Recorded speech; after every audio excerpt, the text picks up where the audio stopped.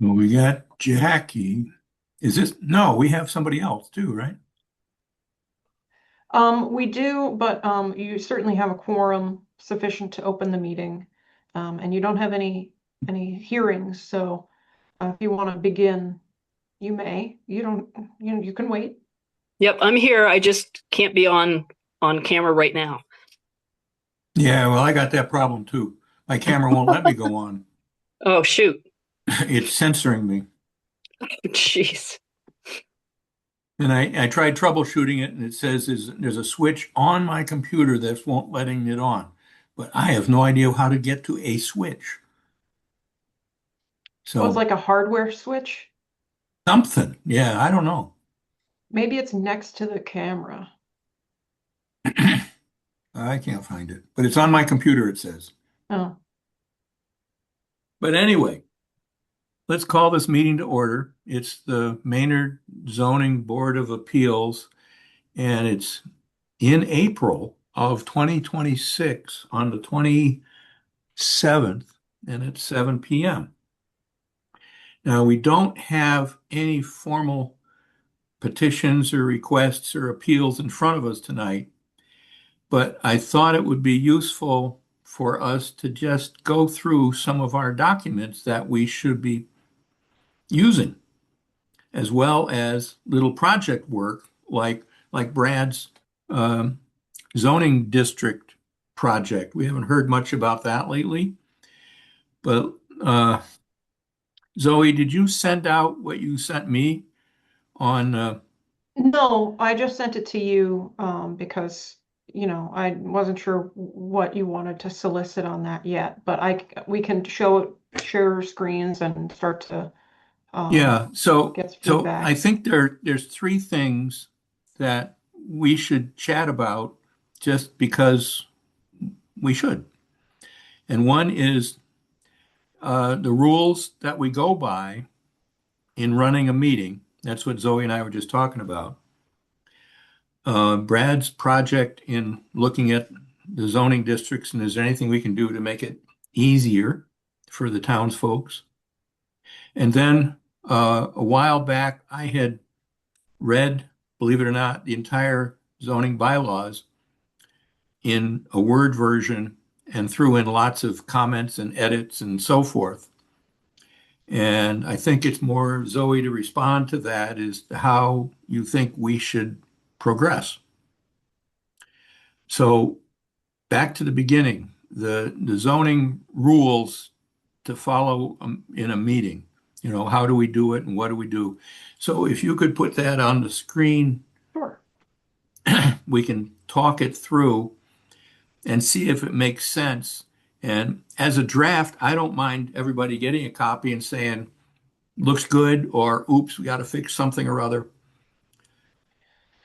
Yeah, and just to give it some context, um, one second, let me share my screen.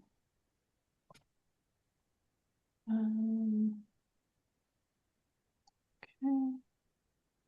This was both a some of this had to do with streamlining the application because right now the zoning application for hearings has first parcel information and basic information about the property and the owner and what's being requested. And then it has an extensive description of the public hearing process.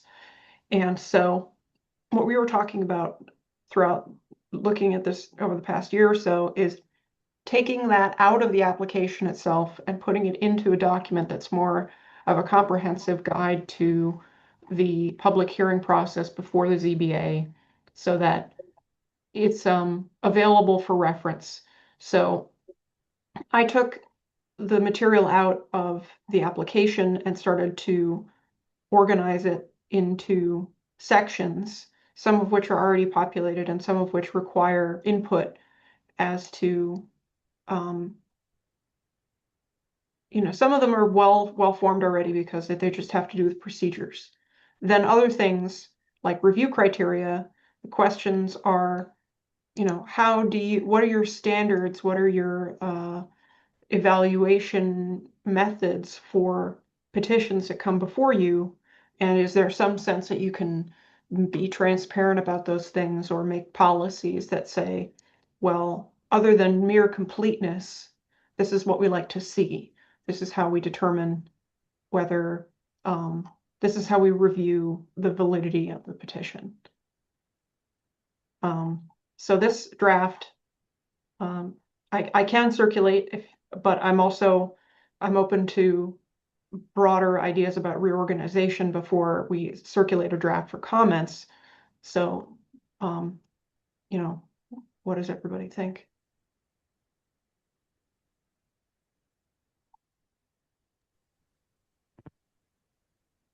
Just a quick question, Zoe. Is because I honestly don't know what an applicant looks at when they request an application. So is this, I'll say it probably is more complex, but does it make the process easier for an applicant, or is it more detailed and could make it more complicated for an applicant? I think that's what I'm looking for. Well, from the standpoint of doing the intake of the applications, I think the goal for this document was to just take everything and have a canonical place where it's there that it can be used for reference. And then after that was removed from the applications to selectively add it back in. So for example, to make a slightly different application for a variance versus a special permit, and to give less information, because as it is right now, there's a lot of material on there and people just don't read them, or they're not sure what to read. I print it out, I go and I cross out whole sections if they're not doing a variance, so they don't have to worry about it. But it would be nicer if we can say, if you really want to know, you can go online, read this whole thing, but for now, this is just what's tailored to your case. Okay. Okay. And as Zoe and Bill and I were chatting about this a while back, it made a lot of sense that the application is something that you fill in a blank. Yep. And once you filled in all the blanks, you can come in front of us. If the blanks aren't filled in, go back and do more homework. Mhm. And if you want to know why, you read this one. Okay. I'm good. Thank you. Good explanation.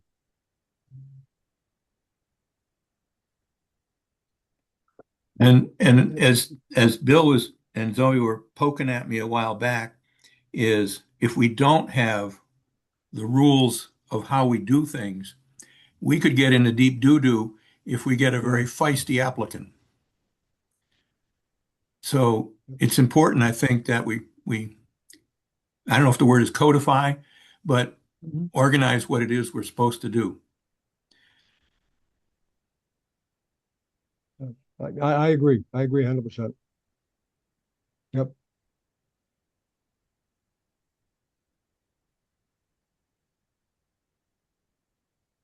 So there's lots of stuff here. And if you imagine it as, as we're going through a particular case, we're in this review criteria section, and we're going through, let's say, a variance, and we're going to review bylaws section 1, 2, or 3, whatever variance is hiding in.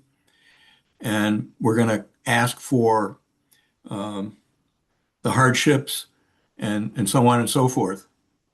Mhm. And so if we forget to ask for hardships, it's on us. And so it's a checklist for us to make sure that we're covering all the bases.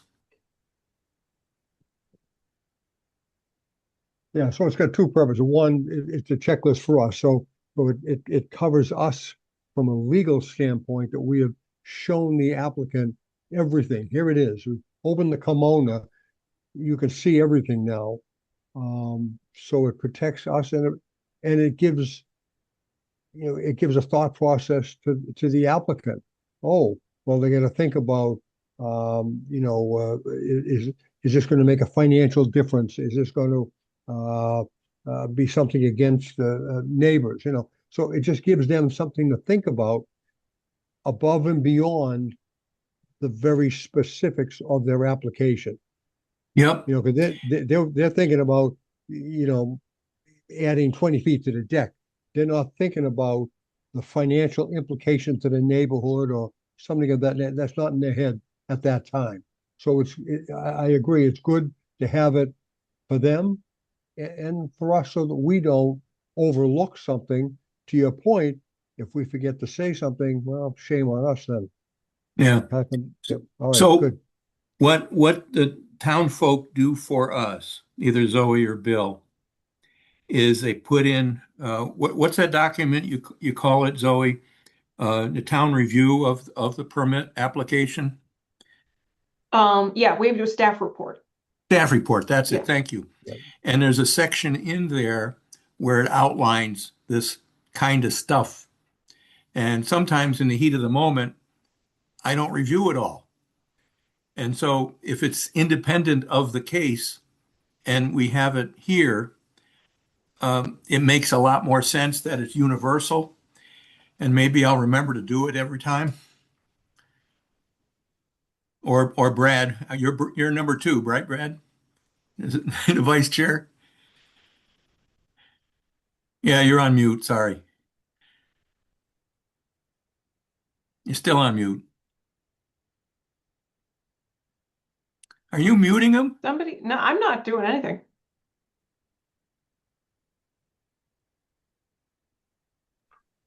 There There you we go, go. Brad. Yeah. Is that better? Sorry about that. Yeah.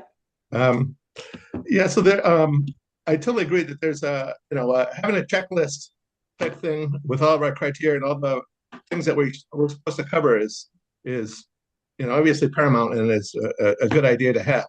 That way we can make sure that we've done everything that we're supposed to. But there are some nuances about different particular instances, like for instance, between a variance and a special permit, like for instance with the variance, financial hardship is not considered one of the reasons why we need to or something to consider as proving a variance. Another thing is we don't we're supposed to take each case as a separate case, so we don't have any precedent from other, I don't know how we've ruled on other type of properties and what we've allowed to happen, and so on. So it's just important that we look at each application fresh and don't say, in our minds that, well, we've done this one before and there should be no reason why, we don't do the same thing again. So I think that digging down into it a little further than just the checklist is something that we should do, because we could end up, suppose, with problems with the laws. Yeah, no, you're right. If we're not following those criteria, because there are those things are not in the bylaws, the town bylaws, and things like that. Those are decisions how boards are supposed to respond to, and it's a lot of the training that we could take online. Some of the webinars and stuff like that, where it details a lot of that stuff. I don't know how many people have taken a lot of those things. I mean, I've taken a bunch of them. I know, Paul, you've taken a lot of them. Yeah. I don't know who else has. But Yeah, that's Yeah. highly recommended. But what Yeah, we're One looking thing at, I'd like to add, just Sent to, out something about protocol, and I read that. So that was a nice introduction. good. Zoe? yes, thank you. So the one thing I want to just draw your attention to is the fact that these review criteria right now are blank. And just taking to heart what Brad, you were just saying about the fact that these decisions are not precedent setting, that if an applicant, just to give an applicant the sense of is there some, other than the strict legal definition of each category, is there some like heuristic that can be brought to bear to help people understand the board's rationale? Now, when you put that stuff in writing, you limit the discretion of the board in some sense, because you guys can decide what you want to decide, and you're not bound by these things unless you choose to bind yourselves. And that choice to bind yourselves is a choice to limit your own the freedom of your own deliberation. So this stuff, maybe it doesn't get fleshed out very much. That's the rest of these things, these procedural things, they're pretty much already written. But anything beyond that, it's up to you guys how you'd like to exactly how specific you want to get, where in guiding people to get the sense of how will the board be looking at this, or case studies, or without getting too far into the precedent land, like giving people an example that helps them understand the rationale. Yeah, one thing to follow up on, limiting, if we put too much wordage in there that we might limit ourselves, is to very carefully paraphrase the state statutes that give us the privilege to be on the board. And, uniqueness to the topography or blah, blah, blah, that's in one of these. I forget which one now, because it's been so long since we've had a case. Yeah, that was the variance. Yeah. So these items might blur together the way you've got them stacked up here, that variance and special permit, and then down below where you just got them listed, that might be the same stuff. And so you might not need a section 4.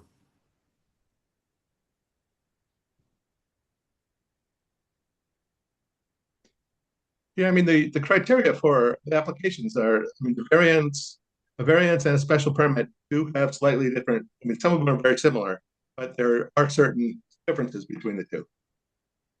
So, Right. And she's got them organized here in these above Yeah. paragraphs here. and those are in the applications too, right?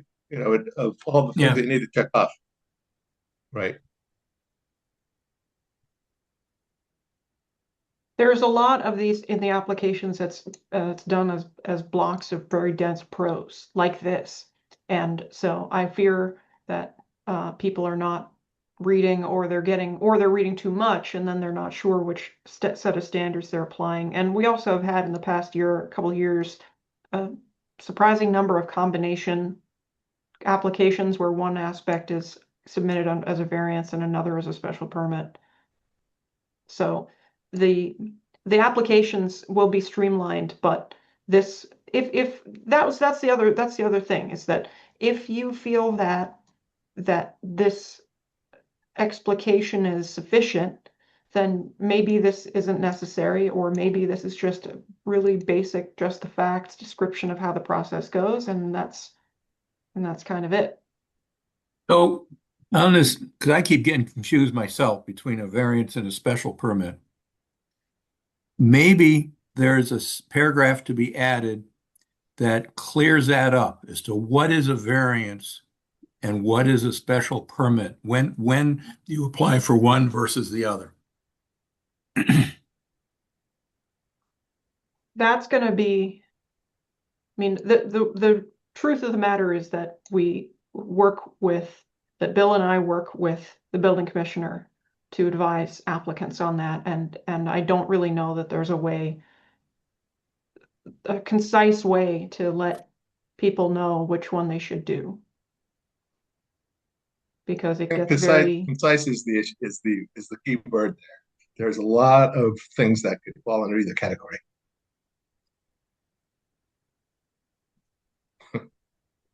Yeah, we're never going to dispense with the pre-application meetings, which are so important to getting this stuff in front of you guys. And we really need those. We always need them with people. We don't receive applications from people that we've never seen before. Right.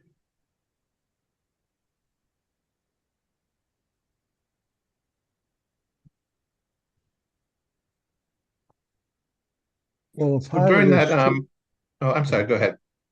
I was going to say, a part of this is a complex process, and it's nice that there's an attempt being made now to maybe simplify it to some extent so that it could be explained a little better to a layperson. Because many of us who sit on this board and have been on this board for a good number of years so far don't always get all the right pieces either. And we look at it, generally at least once a month. But so to your point, we may not be able to really simplify it. I think that's what you would just kind of come to. That might not be that easy to do. Just might not. I'm done. Go ahead. Okay. I Oh. think during the application meeting that you have face to face, I think at that point you can explain a lot to them as to what the process is going to be when they come to the meeting and what it is that we're looking at. And so, yeah, I think that's a very, very, very important thing. And so everybody that comes to this meeting should pretty much understand what it is that we're looking at. And if they do come prepared, it's awesome because they can answer our questions. Right. When I've been looking for what I should do when I buy a property, and I know that I need to talk to one of the boards, I go online and I look at, like, should I be looking for a variance? Should I be looking for something to do with, I look to define where I need to go.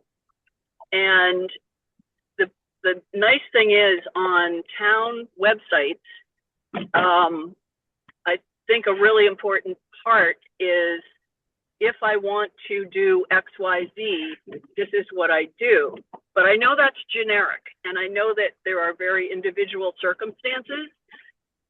But and I should go on our website because I don't know exactly what the definitions are there and how specific. But the other thing I think about is if there are a few example scenarios that people can read, just little, bullets about some possible other situations and how, which process one person had to go through, that might help.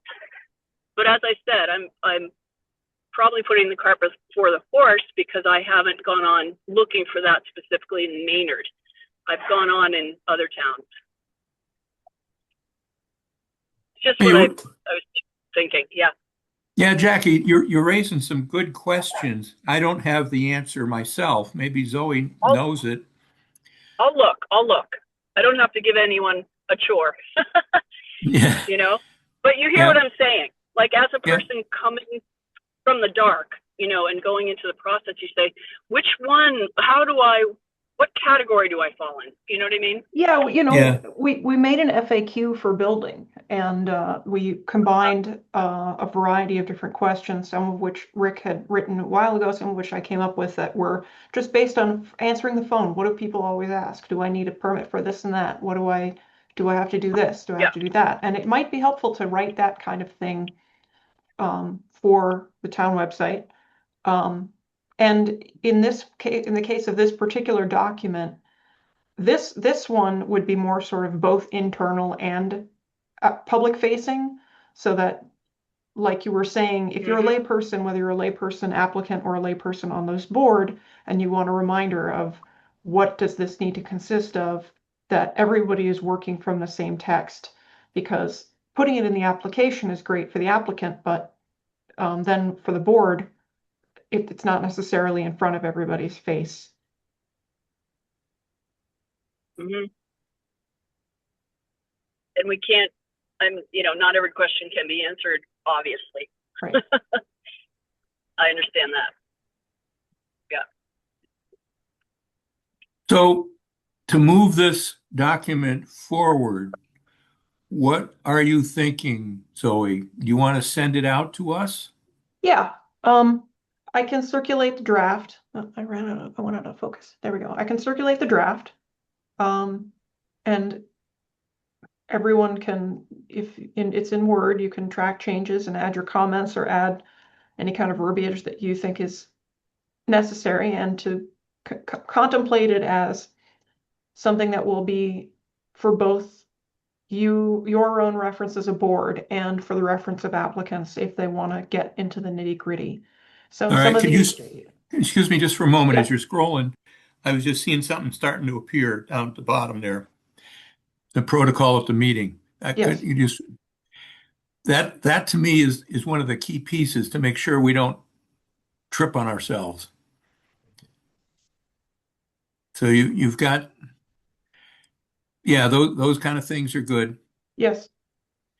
And that's one of the key pieces. What you have above is more for the applicant in what he needs to prepare for. And then we go and we review that in this protocol that we have for public hearing. Because, just a simple, stupid thing that I forget to do sometimes is ask the audience for or against. I get into the heat of the moment and I forget to say, whoa, these guys have to tell me what they know too. So it's important to just, talk about the 3 or 4 major steps of the public hearing. So I would like to see more bullets in there as to you do this, then you do this, then you do that.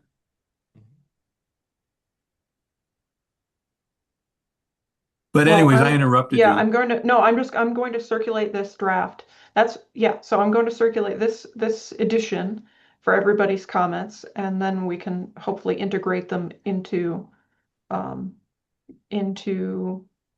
a final version. There's a couple of sections here that are just plain blank. Decisions and post-hearing procedures is something that I can flesh out a little bit tomorrow morning before I send it out, just to let people know that about the appeal period and that you have to get things recorded. But those are usually, I mean, they're not your board's problem anymore once once the hearing is over. That's just for informative.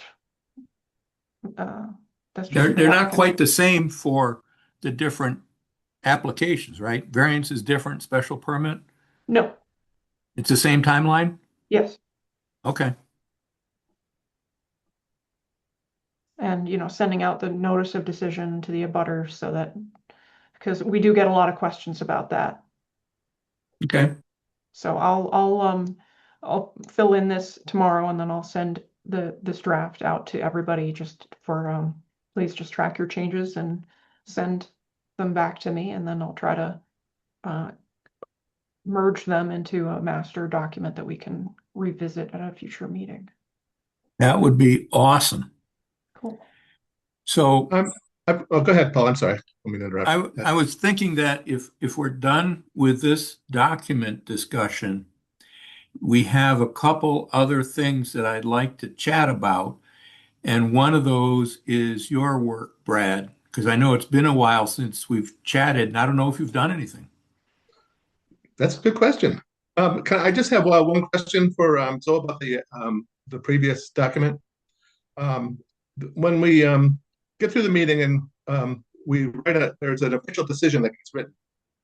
Who writes the decision? I know Paul reads it and signs it to make it official. Either Bill or Right. I. Okay, I was just wondering who does. Different boards, And- different people. do Yeah, that. and after they flesh out what the decision is, they're relying on my memory to say, yeah, that's what we talked about. And so And we I'm do hoping- record the meetings. It is absolutely indispensable to have good minutes and good recordings. Yeah, Okay, because that is a legal document. That is when the decision is sent down. That's where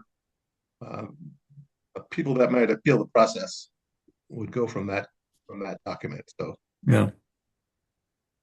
one. Okay, yeah, that's the only question I had. Good. So let's say, Brad, that the floor is yours. Tell us what you're Okay. doing to simplify zoning. Well, I was all gung ho on it for a while, and then I sat it down. The paper's down. I have this map, town maps. There's about 25 or so maps on here that have different sections. So I've been focusing on the S1 to start with. And honestly, I had put it away and I didn't even know where I put it about 8 months ago. And I found it again, especially when I heard that we're going to review this in the meeting. So I pulled this all out and dusted it off. And I have gotten through about 1,000 S1 properties, which I think is about, by looking at how the maps are going, it looks like it's about half of the S1. I think there's about 7,000 properties in town, so I am quite a ways away from it, but honestly, I haven't been working on it lately. And what I have found in the various maps, start with one map and just go through it all, is that there is more than half of the properties that have one of four nonconformities. Whether, and this is in the S1, whether it's just the frontage, whether it's the lot size, whether it's the percentage of coverage of the buildings that are on it, or it's the width of the property. So those are the four things that I'm just looking at, because that's the information that I can get off of property cards. I'm not looking at setbacks. I'm not looking at front setbacks. I'm not looking at side setbacks, because I don't have necessarily access to plot plans that show where the various buildings or the property, the house is sitting on the property. Some of them are probably pretty obvious if you just walk down the street, because you can see that they're like right on the road. So that would be a fifth or sixth nonconformities. But of those four nonconformities, more than half of the properties that I've gone through so far have nonconformities. So are those, what's the word, grandfathered? Or are they just cause those nonconformities? Well, like a lot of them are like frontage. So that was decided when they built the cut or made the subdivision. Yeah, I mean, some of the older subdivisions, for instance, all had 10,000 square foot lots, or like, Durant Street and all those areas north of Summer Street and west of Acton Street and up to the Stowe Line. All the properties out there were pretty much, well, except for when you get into Brook Street and that, but the newer ones, like the 1960s versions, where a lot of the slab houses are Durant Street and Hicks Street and all those out there. Those were all about 10,000 square foot properties, and that what they've done is they've just put too much. A lot of the nonconformities at that point is they put more buildings than the 15 square feet. I mean, the 15% allowed. But This that's is something that might end up being voted on at town meeting sometime, like making changes to like what we consider something that has to go before the board. Yes. The zoning map is the domain of the planning board. Yeah, I was going to say the planning board would have to make those changes. And they would have to go before town meeting. Mm-hmm. So what we're doing is just trying to understand what the town's all about for all these variances and special permits that we're granting or denying. And the concept of a precedent becomes real important. My neighbor could do it, why can't I? Same lot, same footprint, same everything. And if we have all these nonconformities, pre-existing nonconformities that happened when they built the darn thing, how do we rationalize granting or denying any permit? There you go. So I'm thinking that if you have a property where somebody wants to, it's already non-conforming, the lot is too small. Say it's a 7,000 square foot lot, it's supposed to be 10,000 square foot lot. and it's already, since it was built, it's got a couple of different nonconformities already. I think to um, keep it, add to the nonconformity, for instance, say it's a side setback, or it's a percentage of coverage, and they want to move it up a couple of percent. Or how we've been doing the special permits where a house where, is 20, 8 feet from the side lot, and they want to put a deck or something on the back, and you allow them to do that to the 8-foot line. Those things seem to be a norm that we have been doing a lot. And because it's not intruding in, or making the setback worse than the original one. But at some point, when you have one setback, one nonconformity, maybe two nonconformities, if the person wants to add maybe a third nonconformity, I think maybe that's where we look at drawing a line and saying, no, you can't make a third nonconformity or a fourth nonconformity. I don't know. I don't know what else we can really do. Yeah, I like the fact that when we are looking at making a decision, we have a checklist, and generally, and just because someone else could do it and it didn't impact the neighborhood negatively, doesn't mean that the other person a couple doors down is going to also not impact the neighborhood. You know what I mean? I think I'm agreeing with you that even though certain concessions have been made in the past, it doesn't necessarily mean, even if it looks like apples and apples, that it is. Which is why I like the concrete, we kind of check off the boxes, to make a decision. Yeah, but then if you did that, then doesn't it look like, okay, you checked them all, so now we have to grant it, but there might be some reason, like somehow the way it's going to impact the neighbor or something that gives us pause. I don't know. Yeah, we had a case a couple years ago where the applicant was saying, my neighbor could do it, why can't I? And there was a zoning boundary between the two properties Oh. where one was in the McMansion stage, one of those giant properties, and one was just one of the smaller general residential or S2s, whatever those numbers are anymore. Yeah, I think It's that's been a so Glenville long. Street. Yeah. Yeah. And I forget what our decision was on that, but it raises a question. If two doors down, they have a bigger footprint and a bigger house, why can't I have a bigger house? And that's where we have to get hard-nosed about it and saying you got a small lot and you got to have green space around your lot so that the fire trucks can get in there or something, right? Back in the day, we used to use that excuse that you can't build to the property line because you need to get a fire truck around or a person carrying a ladder around back. So, Yeah. Huh. but I like your analysis, Brad, that you've got properties with multiple pre-existing nonconformities. Yeah.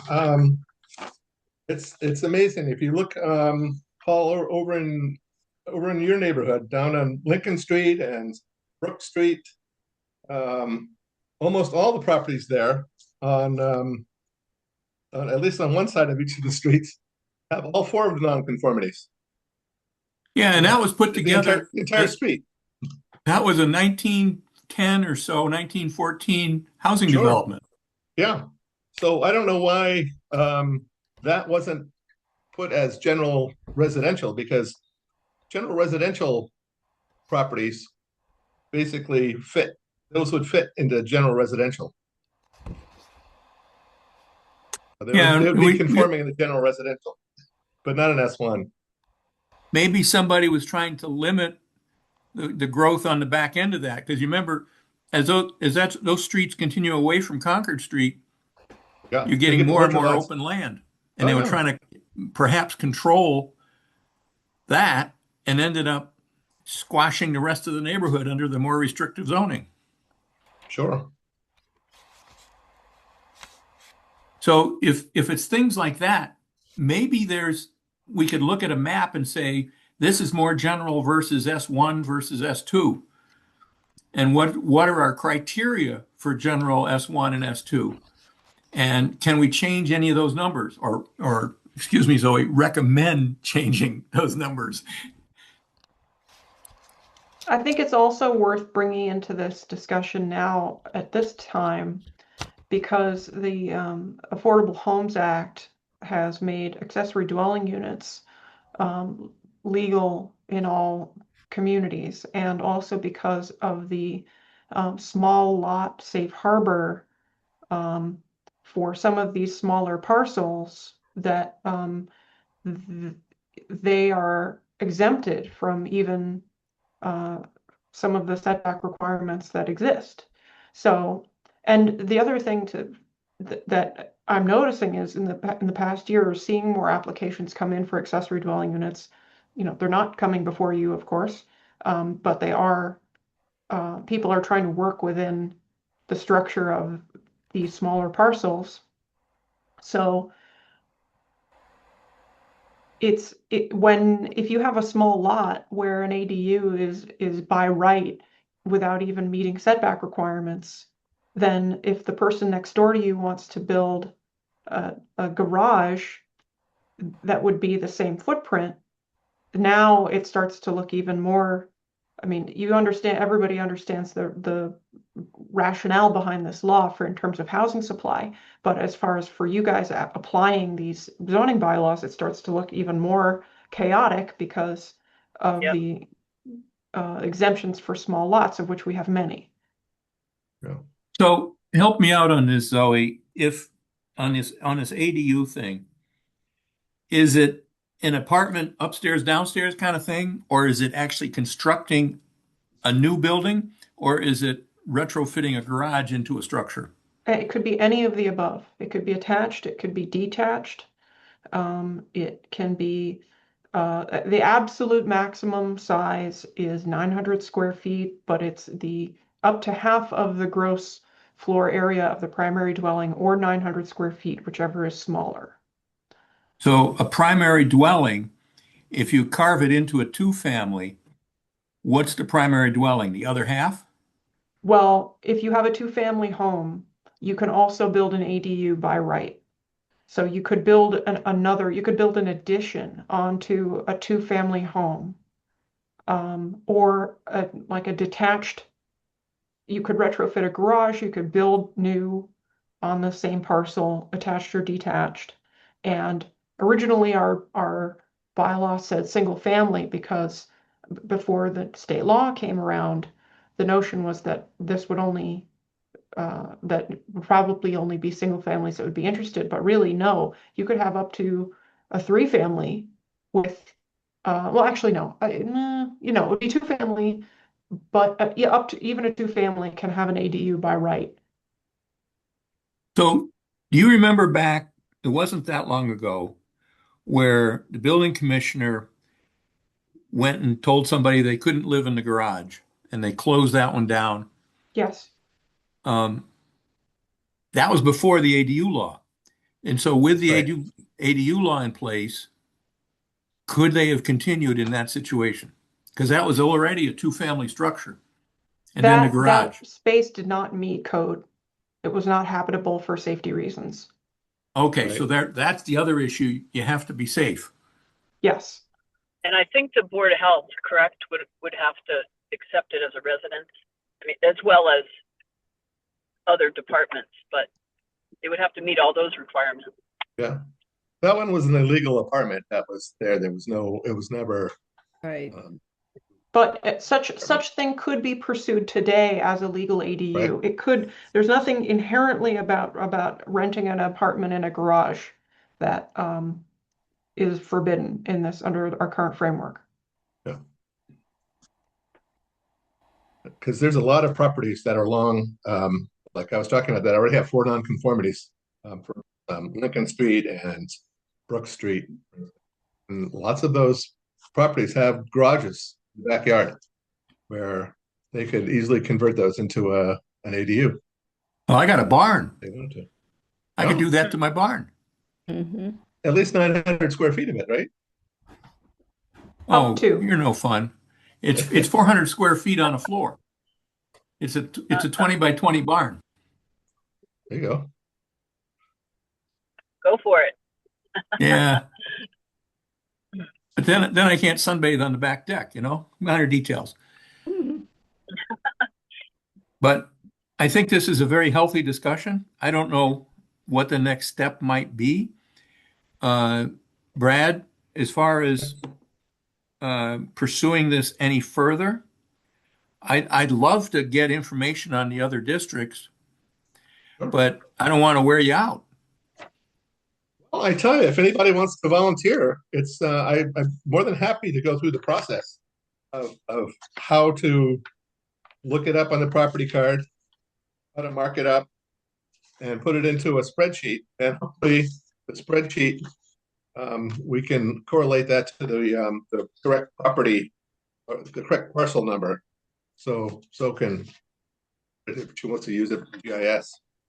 Yeah. But it's a thing where I have several pages. Like for instance, here's page 13. And I don't know if you can see it very well, probably not. But No. for instance, there is just a small corner that is S1 on it. And that's what I would be working on. So there's 1, 2, 3, 4, 5. There's maybe 30 or 40 properties on it. If somebody wanted to take that page and say, hey, I'll go through and find to see if there's any nonconformities with the frontage, the lot size, the coverage, and the width. And you can use the format that I've been sort of using. Marking up the month map just gives you a visual of what it's supposed to look like with the nonconformities. I just used green and red, but the putting it into a spreadsheet which shows the nonconformities, I think, is a more useful thing. Although the visualization of this is kind of gives you a good idea of what's working and what's not working. And you can see basically the older parts of town is where the nonconformities are. And as they started building them, they're larger ones or newer ones, they used 10,000 square foot lots. Yeah. Well, we had 20,000 square foot lots for the S2s. And then the planning board rescinded that idea and said, "No, we can go back to 10,000. Oh, actually, we could go to 5,000 now. If you want to divide up a 10,000 square foot lot." I think they said that you can put it on 5,000 square foot lot. So if somebody wants to divide a 10,000 square foot lot, I think the planning board now lets you do that, which I'm not exactly sure why they did that, but it's very interesting. So I might have some time available, but not this month. It would be a month or two down the road that I could, work with you on that. There's another option as well if we wanted to get this pushed through, which is there's a senior work-off program, which the town has funded that allows seniors to work at the rate of $15 an hour to work off their property taxes. And various departments hire seniors to do some work. And right now, the program is well funded, and there's not enough seniors that are actually doing the work. So the town has allocated $20,000 a year towards the senior work-off program. And at this last year, they only used $10,000 of it. We have used such workers in municipal services and to great success. So I can vouch for that. If the difficulty is finding people with the right skill set, but we've been really fortunate. We found some really great people. So I'm all for that. Yeah, I'd be more than happy to show them to help do the training, because I know one of the problems that the town is having with getting the seniors into the program is having the time to train them. And I'm not sure that that various departments are allocating it or not. For instance, the DPW, there's a lot of work that the seniors could be doing with the DPW, and I don't think the DPW has the time to train or coordinate them. Yeah. So I mean, Yeah. one I thought would be a great thing to do is people could go down and clean up the trails, The what? the bicycle trails, the rail Oh, trails. yeah. Yeah, and that'd be something because people are walking it all the time. They could clean it up, and in the various places around, could be using it. But I think the DPW may be pushing back on it a little bit. I'm not completely sure. I've But, Well, do it for free and got pushback. yeah, and as a result, the town, I know the town subcontracts out to a landscaper in town to clean the trail every so often. Mhm. The landscaper. I play golf with him, so that's how I know. Yeah. Hey, I rode my bike down. It's They pretty didn't- dirty. they didn't want When are you the guys gonna go trash clean it up? They didn't want the trash after I picked it up. It's like, don't bring that here. Well, from the planning Yeah. and zoning office, we do Sure. have the ability to train, and we have done this. And it's so if you know someone, if you can, we do work with Amy and the Council on Aging to try to find people who are interested in doing it. Hopefully, we'll find someone who would like to. That seems like an interesting project for somebody with an analytical mind. Well, good. You can move that forward, and I'll help too, but I can't do it right away. Sure. Um, Yeah, Amy's the one who's Amy over at the Council of Aging is the one who is basically finding people and putting them into places, and she's basically running the whole operation. Excellent. Yes. Great. The other thing, I know it's getting to be on, and this is a fantastic discussion because we don't have the pressure of making somebody happy or sad. And that is my edits, comments on the zoning bylaws. I had spent some time going through trying to understand it section by section because there's some weirdnesses in there. And I sent it off to Zoe. And one of the things that I ran into was the table of permitted uses, where there seems to be conflicts because when somebody wants to change something, it goes before a town meeting and they vote that in, but they don't clear up all the detritus from what happened before. And so there's some peculiarities in there. There's peculiarities in the text. Some of the citations that some of the sections of the zoning bylaws refer to in various state statutes and other departments either don't exist anymore, have been moved to another department, and so on in state government. So my question is, what do we want to do with it? I don't know if I'm asking just Zoe or if there's other folks here that want to see anything improved or changed in what the zoning bylaws are.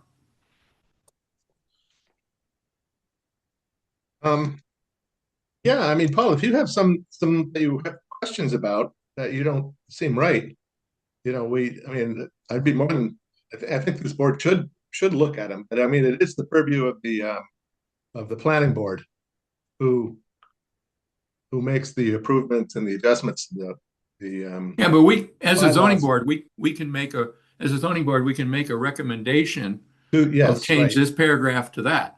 to the planning board. Yeah, Yeah. sure. No, I think that's a great idea. And Yeah, when we so, went through this list, there were different categories of changes, some of which were this is a probably a a scrivener's error. This is a no-brainer. Just fix this because it's clearly wrong. And then there were a lot of changes where there was ambiguity and issues of definitions and duplicative language from many rounds of changes over the years being added and other things not being pruned. And those types of things, that's I have a feeling that how to resolve those things is something the planning board's going to want to deliberate on. And I don't know how much time and energy you want to put into how like lengthy a document you want to give them saying, here's what we think, how we think you should do it. But it's really, I mean, you could write something as long as the zoning bylaws talking about things you could do to change the zoning bylaws. Are you discouraging or encouraging us? I'm encouraging you to use your time to its greatest effect as that things that are matters of interpretation will be interpreted by the body with the power to do so, that being the planning board. And the mechanical things and the organizational things, I think it's things where I guess consider what you as a body bring to the table, not just as a variety of educated people, but as the ZBA, what do you feel your experiences in this body has given you, has informed your interpretation of these bylaws, so that you as an individual might read through a document and have a variety of edits, but if you as a body are going to submit something to the planning board, you have the authority of the board saying, we have reviewed these types of things, we've reviewed applications, we've looked at these standards, and we feel that these changes would be warranted, versus things like you in the use table where the planning board, like if you guys don't hear petitions about adult bookstores, then does it have as much weight if you add commentary on those things that you don't as a body deliberate on?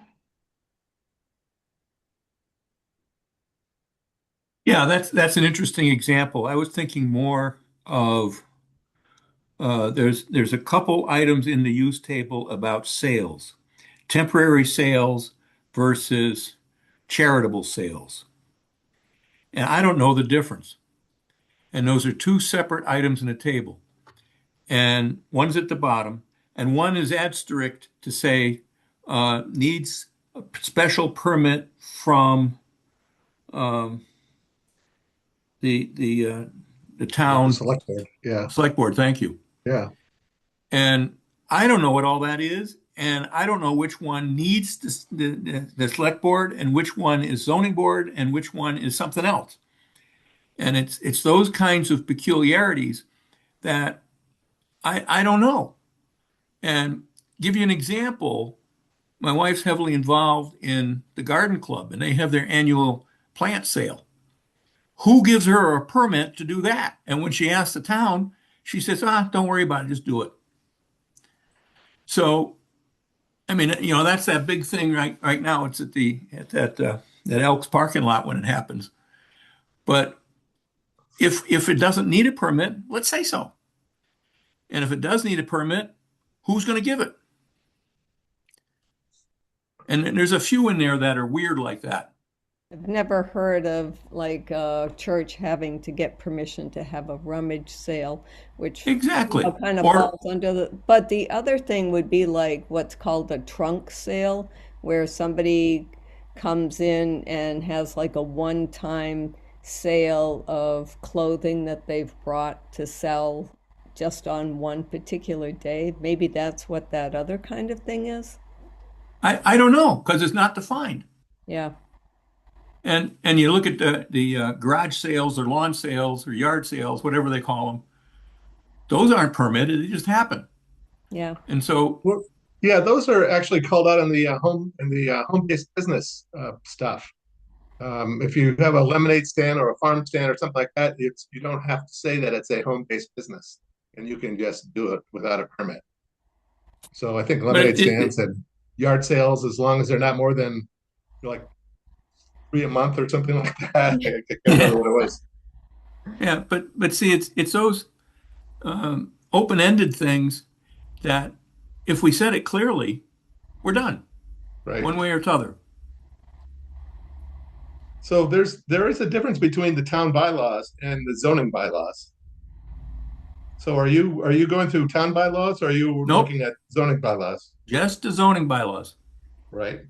Just the zoning bylaws. Okay. Yeah, because I didn't think that sales and things like that, or needed special permits. I don't think those are zoning laws, but hey, I don't know. Yeah, look at the bottom of the use table. There's a couple entries in there. Yeah, okay. Yeah.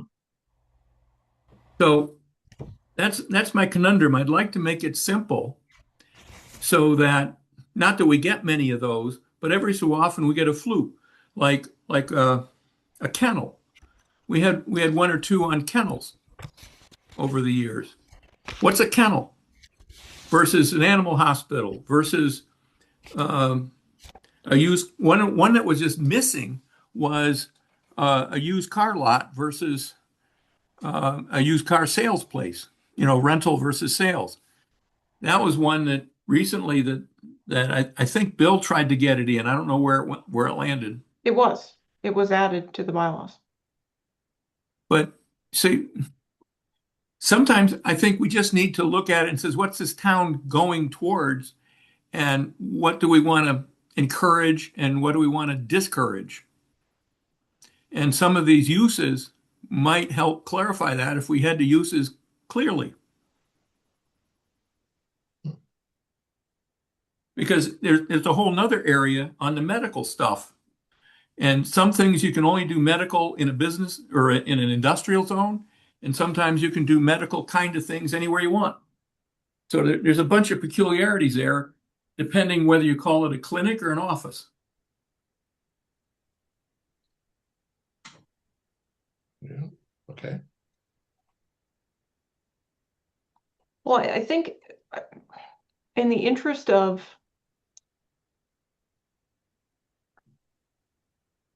when people bring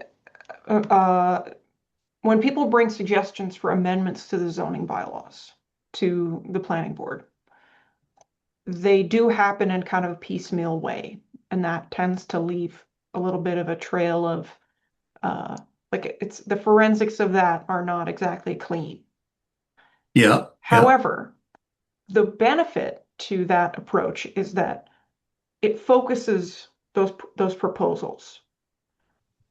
When you make amendments to the zoning bylaws in town meeting, they're voted on in a secret ballot with a 2/3 majority. And if you have a few zoning bylaw changes that relate to each other, that are sensible, you can group those things together. But if you have a ton of different changes to be made in a single town meeting, it can just go on and on and on and on forever. So usually these things end up being the product of some kind of expediency. Somebody needs something, or somebody discovers something that is like unworkable or really strange, or something comes up, and that's how the process gets organized. So if you take the zoning bylaws as a document and you start going on an expedition to find things about it that could be improved, well, you could be doing that. You could do that all day for the rest of your life, and it doesn't give you priorities. And just to speak to what you were just saying about what's the direction of the town in terms of uses, that's just the place where the planning board exercises its muscle. So, and as residents of the town, we as just merely as residents can register our input onto that process as we may, and you as a board can advise and make suggestions to other boards. But when it comes to approaching this process of making the zoning bylaws better, my suggestion is that you limit your amount of work that you take on and try to keep it focused on the areas that you have the most experience with as a body that's had to deliberate on weird questions.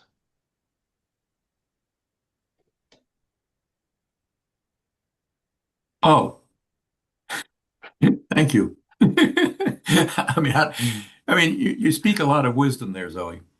Thank you.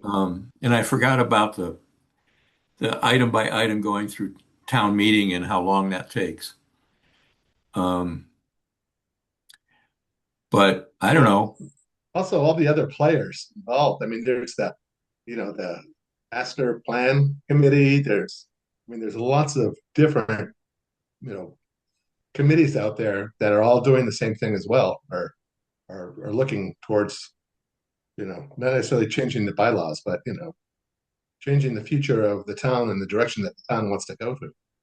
So by changing some of the bylaws, that may be something that already, other groups may be doing already. We don't know. Yeah. It's a lot of moving parts in town, believe it or not, strangely. Okay. Many stakeholders. Yeah. All right. So I got my hat handed to me on that one. I'll have to think about it. But I Not appreciate. my intention. No. Oh, but- you can always decide to have a committee, and we, get some people from the board to committee and Well, discuss it, offline. what I was thinking would be a next step would be to catch somebody on the planning board, maybe the chairman there, and just chat with them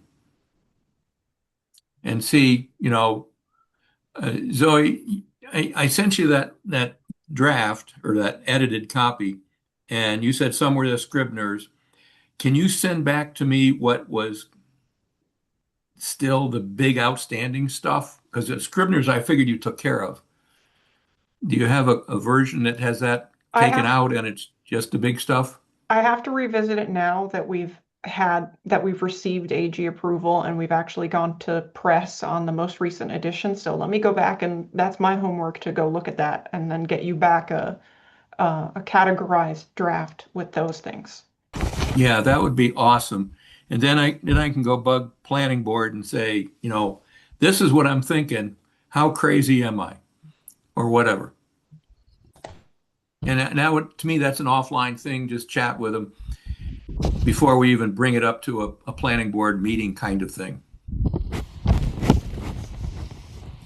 That makes sense? Yes. Yeah. Okay. So that's all I got right now. And I thought it was useful. I'm glad we had a chance to get together. Sorry we missed at least one person didn't show, right? Yeah. Our newbie. Yeah. So you can see what I'm thinking. And I'm glad you guys were here. And that's all I had. So do we need a meeting or what do you call it? A motion to close this down? Yes. Okay. Can I get a motion to close this meeting down? The motion So to moved. close the meeting. You be Second now. all right. Leslie will second. All right. Running out of battery. Yeah. All right. Well, thank you very much, everybody. Are you going to take a vote on that motion? Oh yeah. See, I forget Yeah. sometimes. Yes. All in favor. Yes. Yeah, we're all in Show of favor. hands. Yes. Thank you for all Okay. your work. Yeah. Thanks, everybody.